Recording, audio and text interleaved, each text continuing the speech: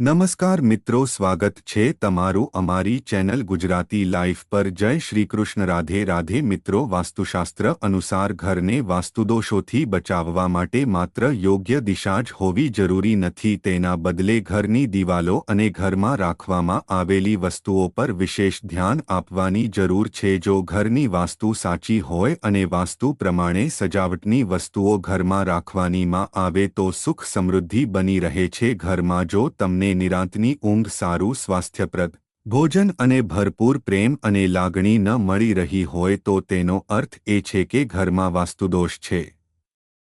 તેથી માત્ર ઘરની દિશા તરફ જ નહીં પરંતુ ઘરની અંદર રાખવામાં આવેલી વસ્તુઓ પર પણ ધ્યાન આપવું જોઈએ। વાસ્તુશાસ્ત્ર અનુસાર ઘરમાં હાજર કેટલીક વસ્તુઓ પણ પરિવારની પ્રગતિમાં અવરોધ બની શકે છે। આવી સ્થિતિમાં ચાલો આજે જાણીએ કેટલીક એવી વસ્તુઓ વિશે જેને તરત જ ઘરની બહાર ફેંકી દેવી જોઈએ, પરંતુ તે પહેલાં જો તમે પણ ઈચ્છો છો કે લક્ષ્મી માતાની કૃપા તમારા પર બની રહે તો આ વિડીયોને લાઇક કરો અને ચેનલને સબસ્ક્રાઇબ કરો અને કોમેન્ટ બોક્સમાં ચોક્કસથી જય લક્ષ્મી માતા લખો। એક તૂટેલું અરીસો વાસ્તુશાસ્ત્ર અનુસાર અરીસો સંવાદિતાનું પ્રતીક હોઈ શકે છે, પરંતુ તૂટેલા કાચ નકારાત્મક ઉર્જા અને ખરાબ નસીબને આકર્ષિત કરી શકે છે। આવી સ્થિતિમાં ઘરમાં હાજર સભ્યોના જીવન પર વિપરીત અસર પડે છે, પ્રગતિની સાથે આર્થિક સ્થિતિ પર નકારાત્મક અસર પડે છે। તેથી તૂટેલા કાચને તરત જ દૂર કરો। બે તૂટેલી કે અટકેલી ઘડિયાળ વાસ્તુશાસ્ત્ર અનુસાર જો ઘરમાં કોઈ તૂટેલી કે અટકેલી ઘડિયાળ હોય તો તેને તરત જ દૂર કરી દેવી જોઈએ। બંધ થયેલી ઘડિયાળ તમારા સમય પર નકારાત્મક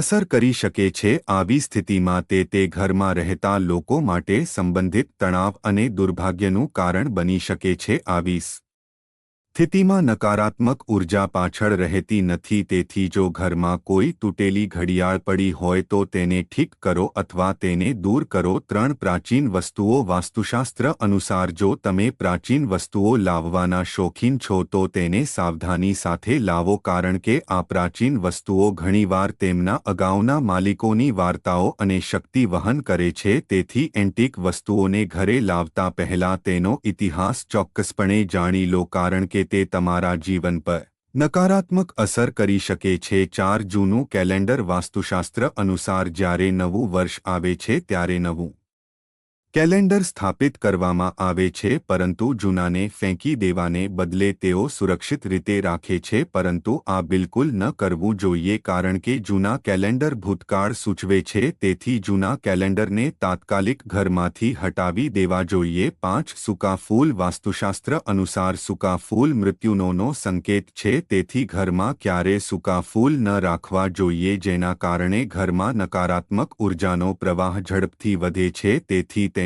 તરત જ ઘરમાંથી દૂર કરો અને તાજા ફૂલો લગાવો। ગૂંચવાયા વાયર વાસ્તુ અનુસાર લેપટોપ, ફોન, ચાર્જર કે અન્ય ઇલેક્ટ્રિકલ ઉપકરણોના વાયરને ડેસ્ક પર કે કામના સ્થળે ફસાયેલા ન રાખવા જોઈએ। આ નથી નકારાત્મક ઉર્જા બનાવે છે અને તમારી કારકિર્દી અને પૈસાને અસર કરી શકે છે। 7 મહાભારતનું ચિત્ર અથવા પેઇન્ટિંગ વાસ્તુશાસ્ત્ર અનુસાર મહાભારતની કોઈપણ ઘટનાનું ચિત્ર અથવા પેઇન્ટિંગ ક્યારેય ઘરમાં ન લગાવવું જોઈએ। એવું માનવામાં આવે છે કે ઘરમાં મહાભારતની તસવીર લગાવવાથી ઘરેલું પરેશાનીઓ વધી શકે છે અને ઘરમાં તણાવનું વાતાવરણ બની શકે છે। 8 જૂના અને ફાટેલા કપડાનું બંડલ ઘણીવાર ઘરમાં ફાટેલા કે ઘસાઈ ગયેલા કપડાનું બંડલ રાખવામાં આવે છે, પરંતુ શું તમે જાણો છો કે ઘરમાં હાજર કપડાના આવા બંડલ ઘરમાં નકારાત્મક ઉર્જા પેદા કરે છે? આવા કપડાં કાં તો દાનમાં આપવા જોઈએ અથવા અન્ય કોઈને ઉપયોગ માટે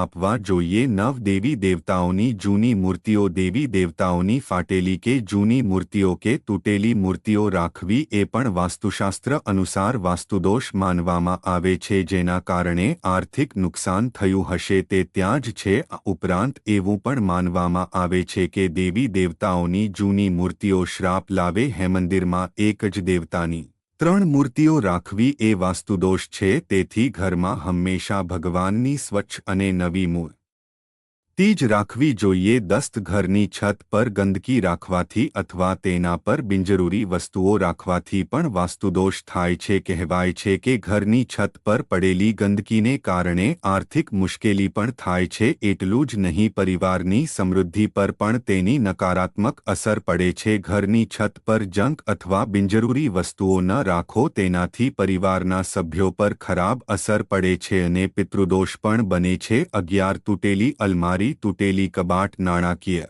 કટોકટીનું કારણ બને છે। એટલા માટે કહેવાય છે કે ઘર કે દુકાનમાં કોઈ પણ પ્રકારની તૂટેલી કબાટ ન હોવી જોઈએ। એટલું જ નહીં, વાસ્તુમાં કહેવાયું છે કે અલમારીનું કામ થઈ ગયા પછી તેને બંધ કરી દેવી જોઈએ। બિનજરૂરી રીતે ખુલ્લી કબાટ કામમાં અડચણ ઊભી કરે છે અને પૈસા પણ પાણીની જેમ વહી જાય છે। 12 કરોળિયાના ઝાડા અને ગંદકી, ઘણીવાર એવું કહેવામાં આવે છે કે કરોળિયાના ઝાડા અને ઘરમાં ગંદકીમાં સારા નસીબ ફસાઈ જાય છે। તેથી ઘરને હંમેશા સાફ રાખવું જોઈએ। ઘરે બનાવેલા કોઈપણ કરોળિયાના ઝાડાને સાફ કરો, અન્યથા તેઓ તમારા સારા દિવસોને ખરાબ દિવસોમાં બદલી શકે છે। ઘર અથવા દુકાનમાં કરોળિયાના જાળા અશુભ હોય છે, તેથી સમયાંતરે તેને સાફ કરવું જરૂરી છે। 13 ફોટોગ્રાફ્સમાં નકારાત્મકતા, ઘરમાં ચોક્કસ પ્રકારના ફોટોગ્રાફ ન રાખવા જોઈએ, જેમ કે ફળ અને ફૂલો વગરના વૃક્ષો, ડૂબતી હોડીઓ, નગ્ન લોકો, યુદ્ધમાં લહેરાતી તલવારો, શિકારના દ્રશ્યો, ઇન્દ્રજાલ, બંદીવાન હાથી, દુઃખી કે રડતા લોકોની તસવીરો ઘરમાં ક્યારેય ન રાખવી જોઈએ। 14 ખાલી ખુરશી, ઘરમાં કાયમ માટે ખાલી ખુરશી રાખવી શુભ નથી। એવું માનવામાં આવે છે કે તે ઘરમાં હાનિકારક આત્માઓને આમંત્રણ આપે છે, તેથી ખાતરી કરો કે કોઈ વ્યક્તિ તેના પર નિયમિતપણે બેસે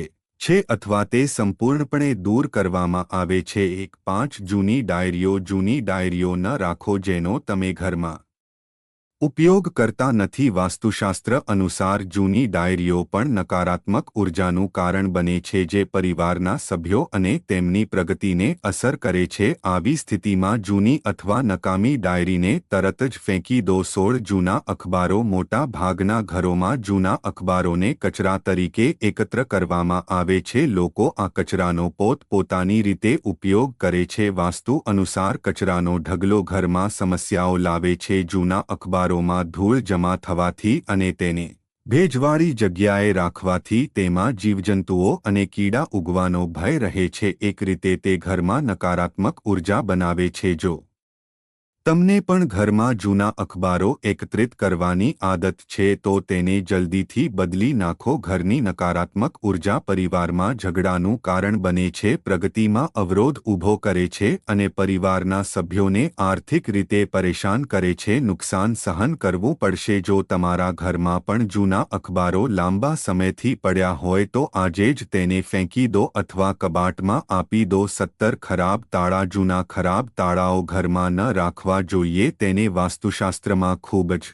અશુભ માનવામાં આવે છે। વાસ્તુ અનુસાર સારી રીતે કામ કરતું તાળું સારા નસીબનું પ્રતીક છે, જ્યારે બંધ અથવા ખરાબ તાળું ઘરમાં ખરાબ નસીબ લાવે છે। જે તાળાઓ ખરાબ છે અને તમે તેનો ઉપયોગ નથી કરતા, તેને તાત્કાલિક ઘરમાંથી હટાવી લેવા જોઈએ। એવું માનવામાં આવે છે કે મૃત તાળા કરિયરમાં અવરોધો લાવે છે અને પ્રગતિના માર્ગને અવરોધે છે, તેથી ઘરમાં ખરાબ જૂનું તાળું ન રાખવું। આવી સ્થિતિમાં આ તાળાઓને તાત્કાલિક રિપેર કરાવો અથવા તેને દૂર કરો। 18 દિવાલોમાં તિરાડો, જો તમારા ઘરની દિવાલોમાં તિરાડો છે તો તેને વહેલી તકે રિપેર કરાવો।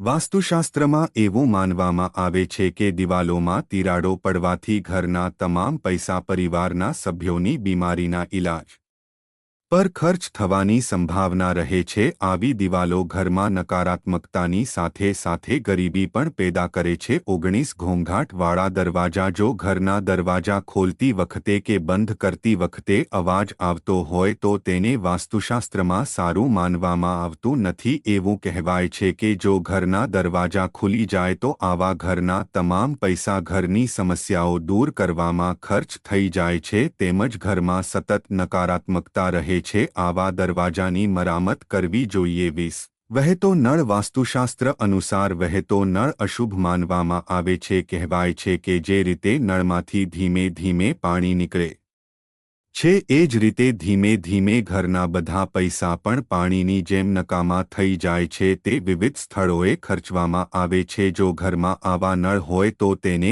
તાત્કાલિક બદલી નાખવી જોઈએ. 21 ખરાબ ચંપલ અને ચપ્પલ. વાસ્તુશાસ્ત્રમાં ચંપલ અને ચપ્પલને સંઘર્ષ સાથે સંબંધિત માનવામાં આવે છે. જો તમારે જીવનમાં સંઘર્ષ ઓછો કરવો હોય તો તમારા જૂતા અને ચપ્પલને સારી સ્થિતિમાં રાખો. જૂના, ફાટેલા કે ક્ષતિગ્રસ્ત શૂઝ અને ચપ્પલ ઘરમાં રાખવાથી સંઘર્ષ વધુ વધી શકે છે. આ કારણે તમારે દરેક નાના કામમાં ખૂબ મહેનત કરવી પડશે. જો ઘરમાં વૃદ્ધ લોકો હોય અથવા ફાટેલા જૂતા અને ચપ્પલ હોય તો તેને ઘરની બહાર ફેંકી દો. શનિવારે આવા જૂતા અને ચપ્પલ કાઢી નાખો. તેનાથી શનિની અશુભ સ્થિતિ ઓછી થાય છે. જો તમારી પાસે જૂતા અને ચપ્પલની સંખ્યા ઓછી હોય તો પણ તે સારી સ્થિતિમાં હોવા જોઈએ. 22 તૂટેલી વિશેષતા. તૂટેલું ફર્નિચર અથવા વાસણ ઘરમાં ન રાખવું જોઈએ કારણ કે તેનાથી ઘરમાં નકારાત્મક ઉર્જા આવે છે. જે ફર્નિચર કે કુંડા ઉપયોગમાં ન હોય તેને ફેંકી દેવા જોઈએ. 2 પ્રાણીઓની મૂર્તિઓ અને ચિત્રો. વાસ્તુશાસ્ત્ર અનુસાર ડુક્કર, પક્ષીઓ, વાઘ, કાગડા અને કબૂતર જેવા જંગલી પ્રાણીઓની મૂર્તિઓ અને ચિત્રો યુગલોના રૂમમાં ન રાખવા જોઈએ કારણ કે તે હિંસાનું પ્રતીક માનવામાં આવે છે. જો તમને સારો લાગ્યો હોય તો વિડીયોને લાઇક કરી ચેનલને સબસ્ક્રાઇબ જરૂરથી કરી દેજો. ધન્યવાદ.